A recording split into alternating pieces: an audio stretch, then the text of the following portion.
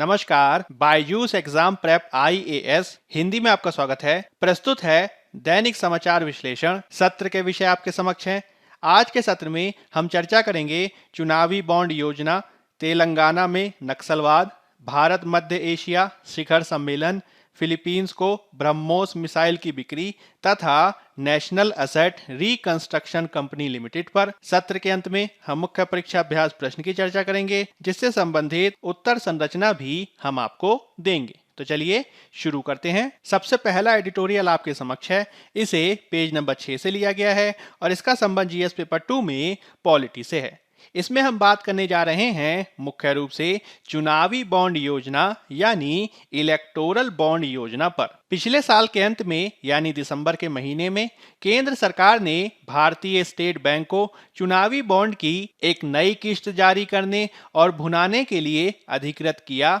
जो 2018 में चुनावी बॉन्ड योजना की अधिसूचना के बाद से ऐसा 19वां अवसर है। उक्त घोषणा का समय अनुमानित ही था, क्योंकि 5 अलग अलग राज्यों में विधानसभा चुनाव होने वाले हैं। हालांकि जो चुनावी बॉन्ड योजना के आलोचक हैं, उनका ये मानना है कि इस योजना के परिणाम स्वरूप उन राज्यों के मतदाता ऐसी स्थिति में मतदान करने जा रहे हैं जब उन्हें विभिन्न चुनावी प्रतिभागियों का समर्थन करने वाले दानदाताओं के बारे में कोई जानकारी नहीं होगी। इसी पृष्ठभूमि में हमें ये समझने की आवश्यकता है कि जब हम बात करते हैं चुनावी बॉन्ड यानी इलेक्टोरल बॉन्ड योजना की, तो ये क्या होता है, साथ ही इसके विवाद में रहने के किस तरीके के कारण हैं, इसको भी समझने की आवश्यकता है। जब हम बात करते हैं चुनावी बॉन्ड की, तो आपको याद रखना है कि चुनावी बॉन्ड एक वचन पत्र की तरह होता है, जिसे भारतीय स्टेट बैंक की चुनिंदा शाखाओं से कोई भी भारतीय नागरिक या फिर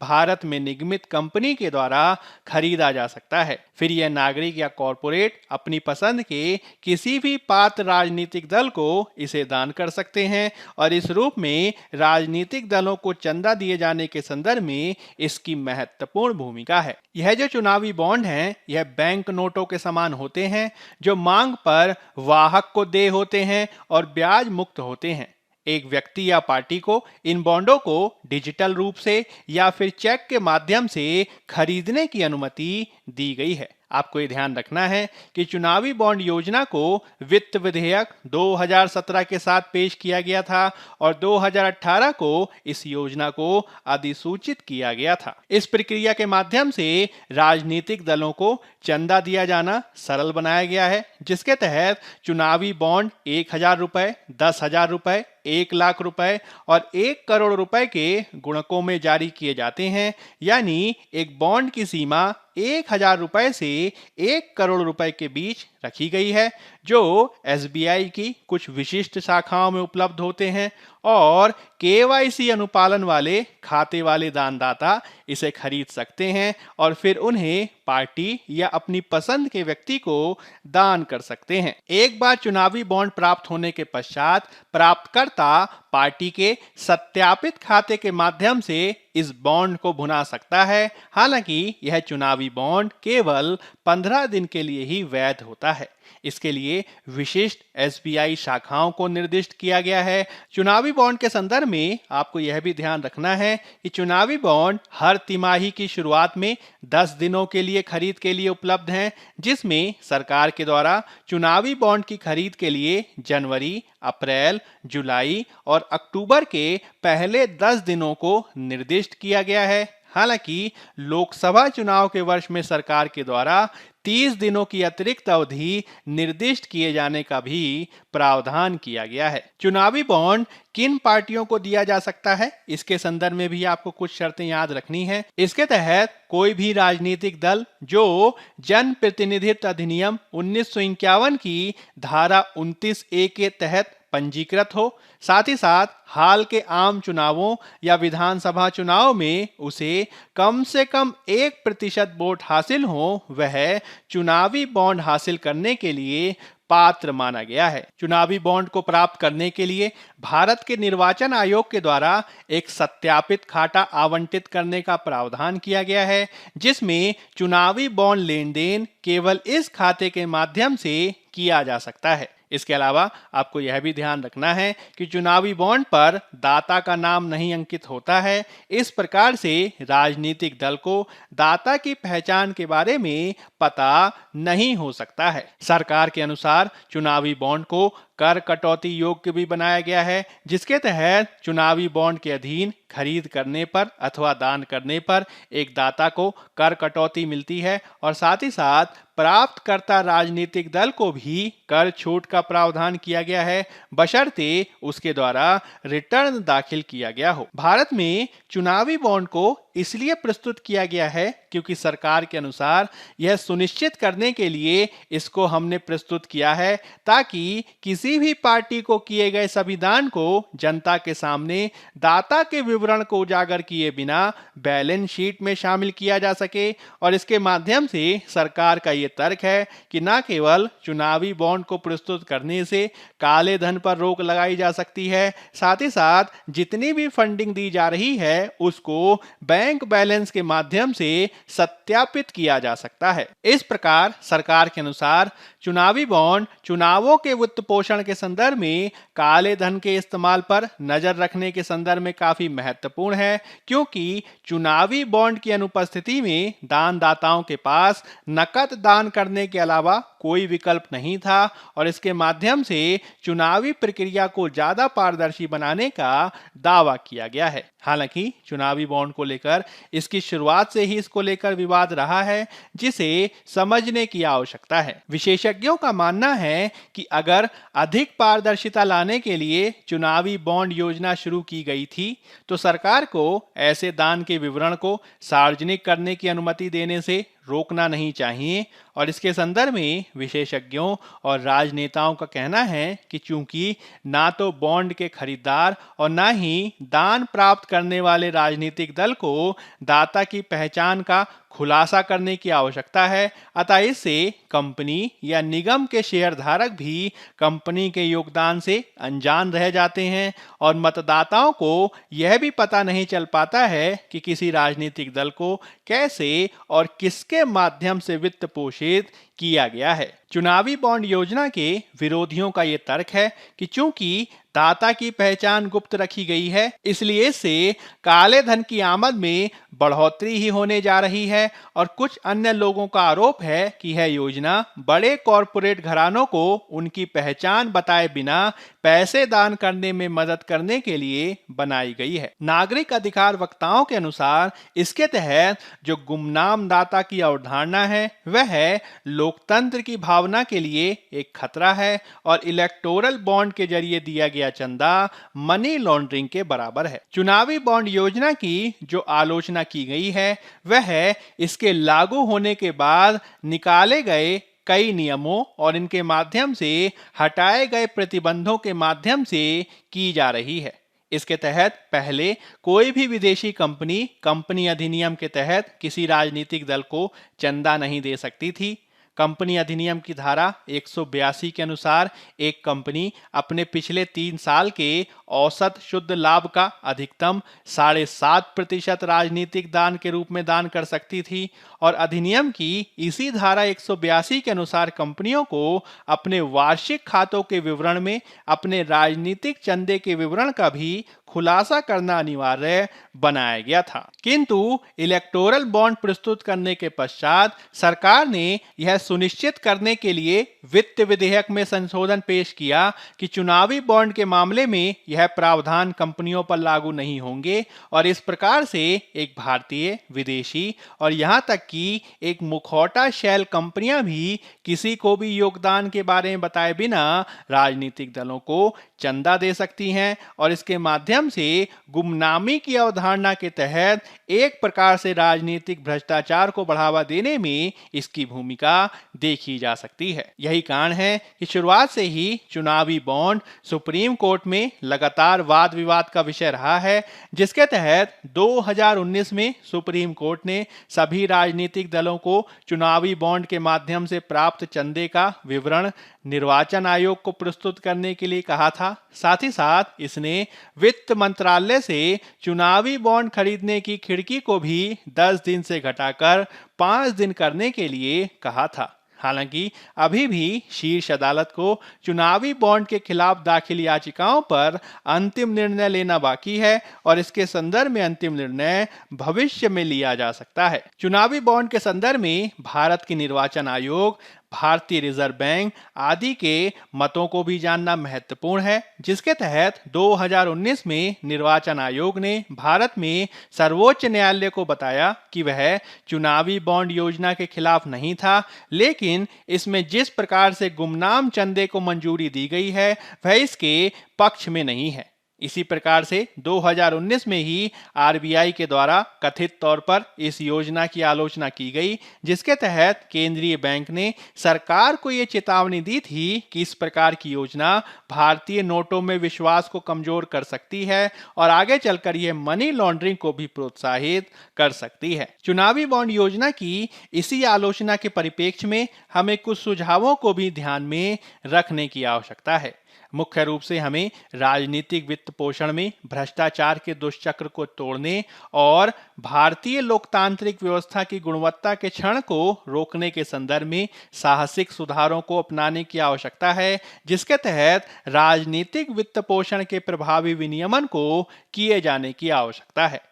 इसके तहत संपूर्ण शासन तंत्र को अधिक जवाबदेह और पारदर्शी बनाने की जरूरत है, जिसके तहत मौजूदा कानूनों में जो खामियां हैं उसको दूर करना भी बेहद आवश्यक है। इसके संदर्भ में विशेषज्ञों के द्वारा सबसे ज्यादा मतदाता जागरूकता अभियानों के माध्यम से पर्याप्त बदलाव लाने पर बल दिया गया है, जिसके तहत इस बात पर बल दिया गया है कि यदि मतदाता उन उम्मीदवारों और पार्टियों को अस्वीकार कर देते हैं जो अधिक धन खर्च करते हैं या उन्हें रिश्वत देते हैं, तो लोकतंत्र इसके माध्यम से एक कदम और आगे बढ़ सकता है, जिसके लिए कार्य किए जाने की आवश्यकता है। अब हम बात कर लेते हैं पेज नंबर 7 में दिए गए एक अन्य आलेख की, जिसका संबंध जीएस पेपर 3 में आंतरिक सुरक्षा से है। इसमें हम मुख्य रूप से बात करने जा रहे हैं तेलंगाना क्षेत्र में नक्सलवाद की। सबसे पहले तो हमें इस बात को समझने की आवश्यकता है कि जब हम बात करते हैं नक्सलवाद की तो ये क्या होता है। सामान्य तौर पर नक्सलवाद भूमिहीन मजदूरों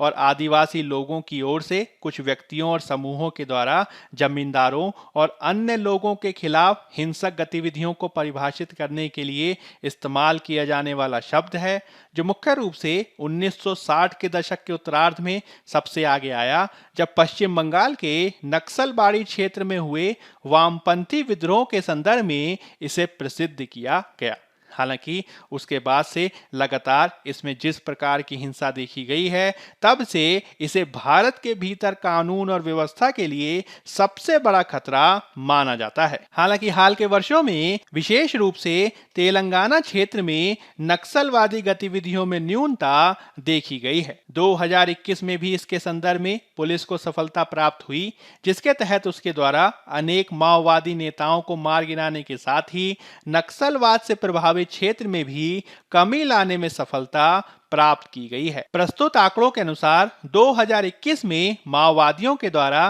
तेलंगाना में क्षेत्र विस्तार के प्रयासों के बावजूद पुलिस के द्वारा 138 को आत्मसमर्पण करने के लिए मजबूर किया गया। साथ ही साथ 112 माओवादियों को गिरफ्तार भी किया गया है। इसमें अनेक माओवादी केंद्रीय समिति के सदस्य भी हैं, जिससे तेलंगाना क्षेत्र में इसके विस्तार को कम करने में सफलता प्राप्त हुई है। आपको ये ध्यान रखना है कि तेलंगाना क्षेत्र में माओवादी हिंसा का विस्तार 1980 के दशक से ही देखा गया है, जिसमें अविभाजित आंध्र प्रदेश के काल में भी इसका प्रभाव देखा गया था। हालांकि 2014 के पश्चात तेलंगाना सरकार के प्रयासों के चलते इसमें निरंतर कमी आई है, जिसमें अविभाजित आंध्र प्रदेश में 10 में से कम 8 जिले प्रत्यक्ष या अप्रत्यक्ष रूप से उग्रवादियों से प्रभावित थे। शेष 2 हैदराबाद और रंगारेड्डी में माओवादियों से सहानुभूति रखने वालों की आवाजाही की खबरें थीं। हालांकि 2014 और उसके बाद से जब से तेलंगाना राज्य का गठन किया गया है, उसके बाद से इन 10 जिलों को 33 जिलों में पुनर्गठित किया गया है और इसके माध्यम से माओवाद के प्रसार को कम करने का प्रयास किया गया है। तेलंगाना की स्थापना के बाद से ही कानून प्रवर्तन एजेंसियों ने जयशंकर, भूपालपल्ली, मुलुगु, भद्राद्री कोठागुडेम आदि जिलों को छोड़कर सभी जिलों में वामपंथी उग्रवादियों पर स्पष्ट रूप से अपनी कमान स्थापित कर ली है। मुख्य रूप से इन जिलों में ज्यादा समस्या इसलिए आ रही है क्योंकि भूपालपल्ली जिले की सीमा महाराष्ट्र और छत्तीसगढ़ से लगती है, जबकि कोठागुडेम की सीमा छत्तीसगढ़ और आंध्र प्रदेश से लगती है। इसी प्रकार से मुलुगु की सीमा छत्तीसगढ़ के बीजापुर और सुकमा जिलों से लगती है, जो वर्तमान में माओवादियों का महत्वपूर्ण गढ़ है। हालांकि तेलंगाना पुलिस महानिदेशक का दावा है कि जल्द ही पूरा तेलंगाना माओवादियों से मुक्त होने जा रहा है। इसके संदर्भ में तेलंगाना में माओवादियों के विरुद्ध सरकार की सफलता के कुछ कारणों को समझना बेहद महत्वपूर्ण है। इसके तहत आपको ये ध्यान रखना है कि किस प्रकार से माओवादियों के विरुद्ध अभियान में सरकार, पुलिस और प्रशासन के द्वारा संयुक्त अभियानों द्वारा कार्यवाही की गई है और इसमें आंध्र प्रदेश के ग्रे हाउंड पुलिस बल की काफी महत्वपूर्ण भूमिका है। मूल रूप से इसकी स्थापना 1980 के दशक में की गई थी और उसके बाद से आंध्र प्रदेश और तेलंगाना में माओवादियों के विस्तार को रोके जाने के संदर्भ में ग्रे हाउंड पुलिस बल की सर्वाधिक महत्वपूर्ण भूमिका देखी गई है। ग्रे हाउंड की स्थापना के पश्चात से ही आंध्र प्रदेश में इसके द्वारा व्यापक अभियान चलाए गए हैं, जिसका प्रभाव आंध्र प्रदेश और तेलंगाना दोनों पर ही पड़ा है। मुख्य रूप से सीमावर्ती क्षेत्रों में ग्रे हाउंड पुलिस बलों के द्वारा बेहतर कार्यवाही की गई है, जिसका परिणाम वर्तमान में तेलंगाना में दिखता है और विविध क्षेत्रों को माओवादियों के प्रभाव से मुक्त कराए जाने के बावजूद भी तेलंगाना पुलिस द्वारा माओवादियों के खिलाफ लड़ाई समाप्त नहीं की गई है, जो लगातार इनके प्रभाव को कम किए जाने के संदर्भ में काफी महत्वपूर्ण है। इसके तहत उनके द्वारा लगातार क्षेत्र में विकास किए जाने पर बल दिया गया है, जिससे माओवादियों का प्रभाव और कम हुआ है और समय समय पर पुलिस के द्वारा माओवादियों के शीर्ष नेताओं को भी मार गिराया गया है, जिससे माओवादियों का प्रभाव और भी घटा है। इसमें आपको सामाजिक आर्थिक परिवर्तनों की भूमिका को भी ध्यान रखना है, जिसने माओवादियों के प्रभाव को घटाने में महत्वपूर्ण भूमिका निभाई है। इन सामाजिक आर्थिक परिवर्तनों में आपको ये ध्यान रखना है कि किस प्रकार से आंध्र प्रदेश और तत्कालीन तेलंगाना के क्षेत्र में 1980 और 1990 के दशकों और उसके बाद विविध प्रकार के भूमि सुधारों को किया गया, जिसके माध्यम से जनजातियों को भूमि पर अधिकार प्राप्त हुए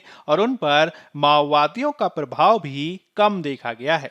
इसके अतिरिक्त विशेष रूप से ग्रामीण क्षेत्रों में टेलीविजन, मोबाइल फोन और इंटरनेट के आने से युवाओं की मानसिकता और दशो दिशा बदली है, जिससे उनको माओवादी विचारधारा में शामिल करना कठिन होता गया है। इसके अतिरिक्त प्रशासन के द्वारा भी जनजातियों के कल्याण के लिए कार्य किए गए हैं, जिससे उन पर माओवादियों का प्रभाव कम हुआ है। इसके अतिरिक्त आपको ये ध्यान रखना है कि माओवादियों के प्रभाव को हाल में कम किए जाने की दिशा में अनेक माओवादी नेताओं की खराब स्वास्थ्य दशाओं और कोविड-19 की भी महत्वपूर्ण भूमिका देखी गई है, जिससे अनेक शीर्ष नेताओं की मृत्यु हो गई है। हालांकि तेलंगाना में माओवादियों के प्रभाव को कम किए जाने के बावजूद महाराष्ट्र के गढ़चिरौली और छत्तीसगढ़ के सुकमा और बीजापुर जिलों में माओवादी की उपस्थिति दृढ़ता से स्थापित है, जिसको निवारित किए जाने की आवश्यकता है। इसके संदर्भ में कुछ महत्वपूर्ण सुझावों को आप दे सकते हैं,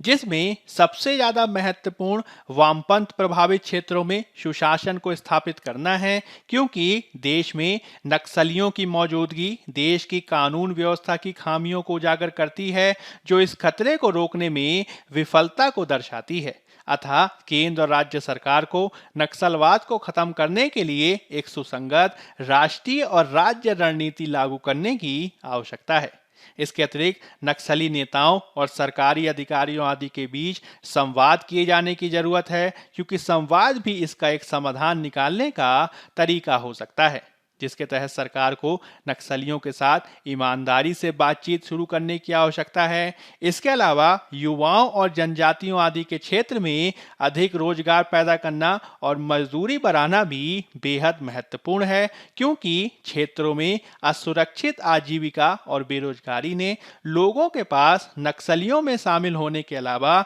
कोई विकल्प नहीं छोड़ा है, जिससे ये समस्या और जटिल हो जाती है। हमें यह भी ध्यान रखना है कि अनेक बार जनजातीय क्षेत्रों में खनन स्थल, सिंचाई क्षेत्र, उद्योग का विकास किए जाने के प्रयास किए जाते हैं, किंतु इसमें जो पुनर्वास और पुनर्स्थापना का पक्ष है इसको बेहतर ढंग से लागू नहीं किया जाता है, जो गरीबों और जनजातियों की परेशानियों को और बढ़ा देता है। इस प्रकार से माओवादी प्रभावित क्षेत्रों में अनिवार्य रूप से पुनर्वास और पुनर्स्थापना के कार्य को बेहतर ढंग से जोड़ दिए जाने की सर्वाधिक आवश्यकता है। इसके संदर्भ में आपको असमानता के पक्ष को भी ध्यान में रखना होगा, क्योंकि आर्थिक असमानता, अमीर और गरीब के बीच की बढ़ती दूरी नक्सलवाद के विकास में योगदान देने वाली महत्वपूर्ण समस्याओं में से एक है, जिसके तहत यदि हमें नक्सलवाद को रोकना है तो इस असमानता को एक हद तक जल्द भरने के लिए कार्य करना होगा, क्योंकि यह लोगों को नक्सली जाल में पड़ने से रोकने के लिए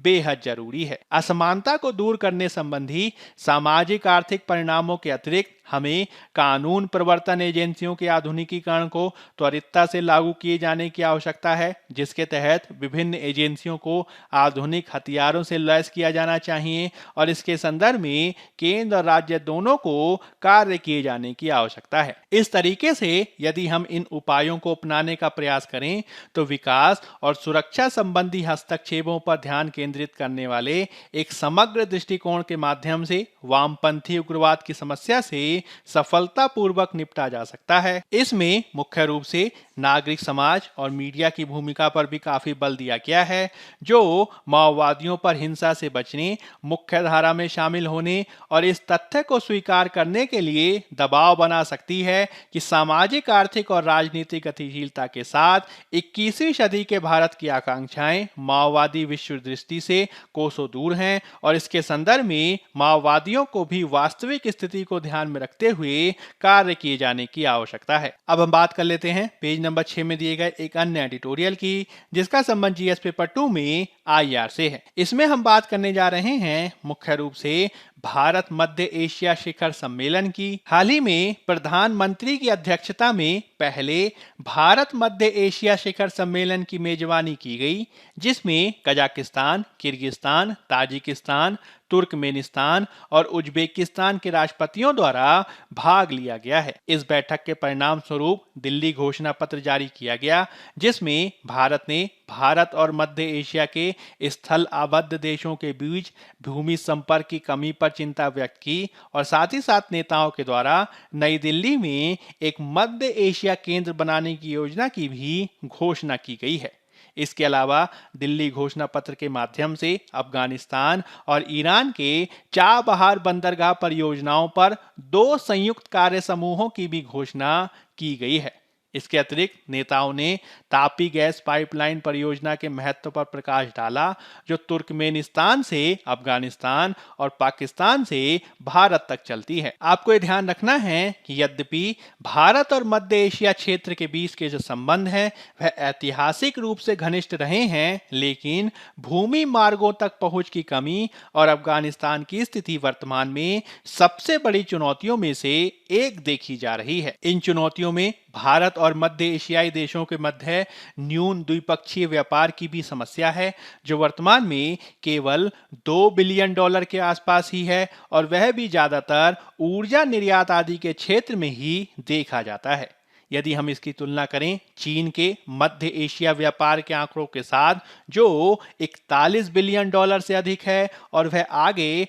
2030 तक दुगने तक जा सकता है। इसके अलावा चीन के द्वारा मध्य एशियाई क्षेत्रों में बेल्ट एंड रोड इनिशिएटिव के माध्यम से अरबों डॉलर का निवेश किया गया है, जो भारत के लिए चिंता का विषय हो सकता है। आपको यह भी ध्यान रखना है कि भारत द्वारा यह कोशिश की गई कि वह पाकिस्तान के माध्यम से मध्य एशियाई देशों के साथ पारगमन व्यापार को कर सके। हालांकि पाकिस्तान के द्वारा भारत के पारगमन व्यापार से इनकार करने के साथ अब नई दिल्ली के समक्ष एक विकल्प ईरान के चाबहार बंदरगाह के माध्यम से मार्ग को सुगम बनाना है, लेकिन इसमें मध्य एशिया के साथ ईरान की उत्तरी सीमाओं के लिए रेल और सड़क मार्गों में अधिक निवेश करना होगा और ऐसा करने में भारत अमेरिकी प्रतिबंधों के चलते वर्तमान में संकोच कर रहा है। इसके संदर्भ में एक तीसरा विकल्प बंदर अब्बास बंदरगाह के माध्यम से रूस ईरान अंतर्राष्ट्रीय उत्तर दक्षिण परिवहन गलियारे का उपयोग करना है,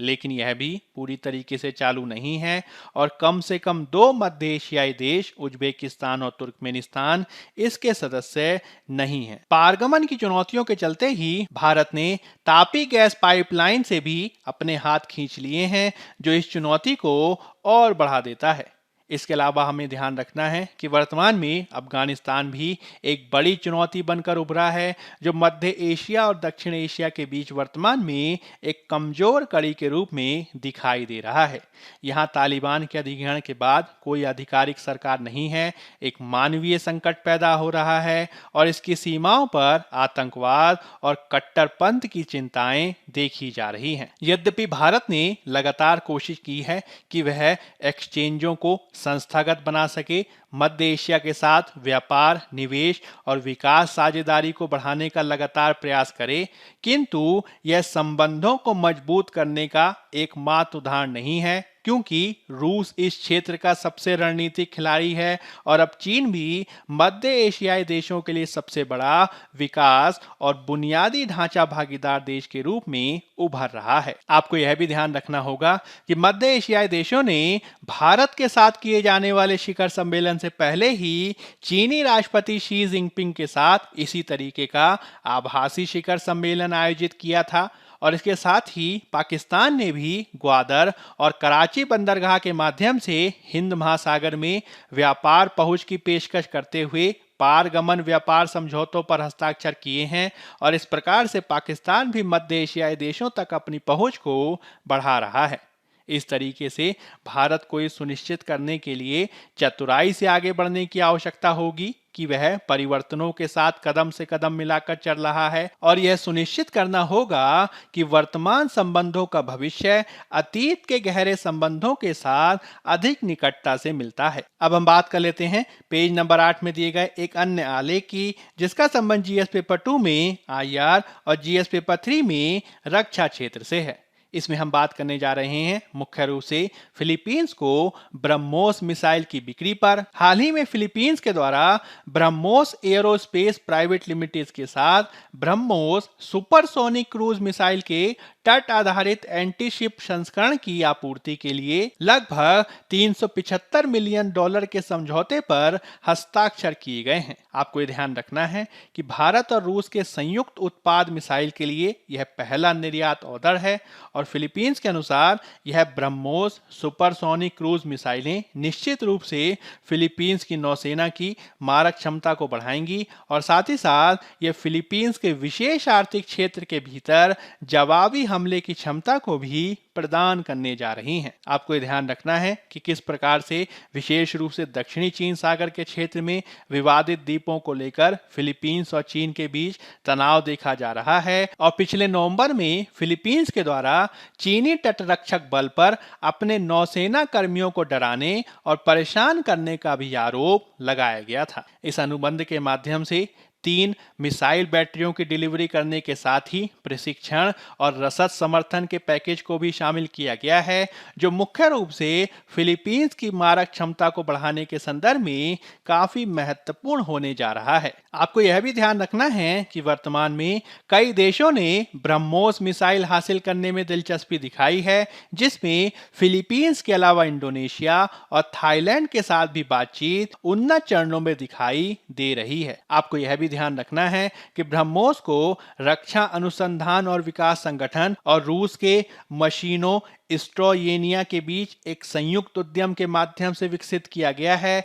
जिसमें मिसाइल का नाम ब्रह्मपुत्र नदी और रूस की मोस्कोवा नदी के नाम से लिया गया है। यह मिसाइल सतह और समुद्र आधारित लक्ष्यों के खिलाफ जमीन, समुद्र और हवा से लॉन्च करने में सक्षम है और इसे लंबे समय से भारतीय सशस्त्र बलों द्वारा शामिल किया गया है। आपको यह भी ध्यान रखना है कि MTCR यानी मिसाइल टेक्नोलॉजी कंट्रोल रिजीम के दायित्वों के अनुसार इस मिसाइल की सीमा को पहले मूल रूप से 290 किलोमीटर तक सीमित किया गया था, किंतु जून 2016 में जब भारत MTCR का सदस्य बना तो उसके बाद से अब इस मिसाइल की सीमा को पहले 450 किलोमीटर और आगे चलकर 600 किलोमीटर तक विस्तारित करने का लक्ष्य रखा गया है। इस प्रकार की विस्तारित रेंज के संदर्भ में परीक्षणों को भी किया गया है जो जनवरी में किए गए, जिसमें मुख्य रूप से परीक्षण किए गए मिसाइल विध्वंसक INS विशाखापत्तनम के माध्यम से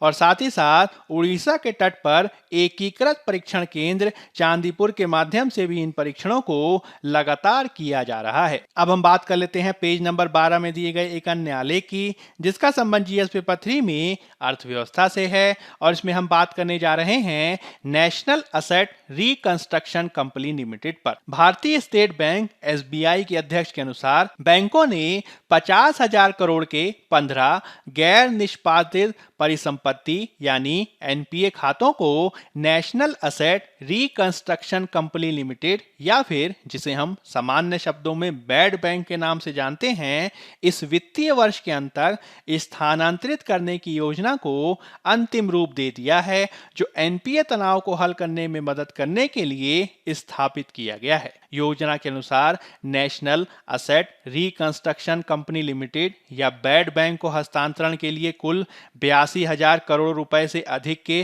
कुल 38 खातों की पहचान की गई है। हालांकि ये स्थानांतरण चरणबद्ध तरीके से किए जाने पर बल दिया गया है। पहले चरण के तहत लगभग 15 खातों जिनका मूल्य कुल मिलाकर 50,000 करोड़ रुपए से अधिक है, इनको चालू वित्तीय वर्ष यानी 31 मार्च 2022 या इससे पहले स्थानांतरित किए जाने की उम्मीद है और वर्तमान व्यवस्था के अनुसार national asset reconstruction company limited और India debt resolution company limited की स्थापना के लिए RBI सहित सभी आवश्यक मंजूरी प्राप्त कर ली गई हैं और अब ये दोनों कंपनियां कारोबार शुरू करने के लिए तैयार हो गई हैं। आपको याद रखना है कि इस व्यवस्था की व्यापक विशेषताएं ये हैं कि national asset reconstruction company limited बैंकों से पहचाने गए NPA खातों का अधिग्रहण और एकत्रण करेगा, जबकि India debt resolution company limited ऋण समाधान प्रक्रिया के संदर्भ में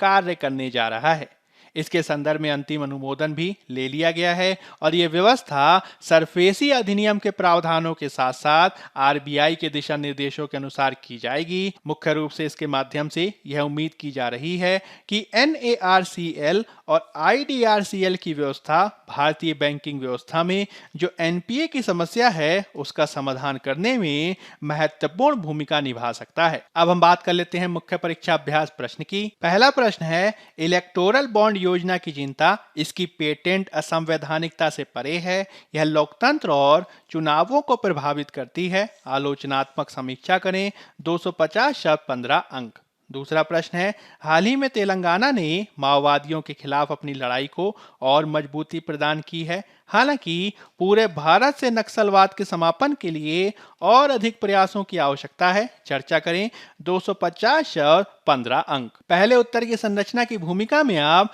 इलेक्टोरल बॉन्ड योजना का सामान्य परिचय देंगे और इसके मुख्य भाग में आप इलेक्टोरल बॉन्ड योजना की पृष्ठभूमि और विशेषताओं का विवरण देंगे। इस योजना की आलोचनाओं के पक्षों को स्पष्ट करेंगे, इसके संदर्भ में विभिन्न पक्षकारों के तर्कों को देंगे और आलोचनाओं के निवारण में उपयुक्त सुझावों को भी प्रस्तुत करेंगे। अंत में आप एक उपयुक्त सकारात्मक निष्कर्ष देंगे और इस रूप में आपका उत्तर पूर्ण होगा। दूसरे उत्तर की संरचना की भूमिका में आप नक्सलवाद का सामान्य परिचय देंगे और इसके मुख्य भाग में आप तेलंगाना में नक्सलवाद की स्थिति को आंकड़ों के साथ स्पष्ट करेंगे, तेलंगाना में नक्सलवाद में हुई कमी के कारणों को स्पष्ट करेंगे और पूरे भारत से नक्सलवाद के समापन के संदर्भ में कुछ सुझावों की भी व्याख्या करेंगे। अंत में आप एक उपयुक्त सकारात्मक निष्कर्ष प्रस्तुत करेंगे और इस रूप में आपका उत्तर पूर्ण होगा। दैनिक समाचार विश्लेषण के आज के अंक में फिलहाल इतना ही। धन्यवाद।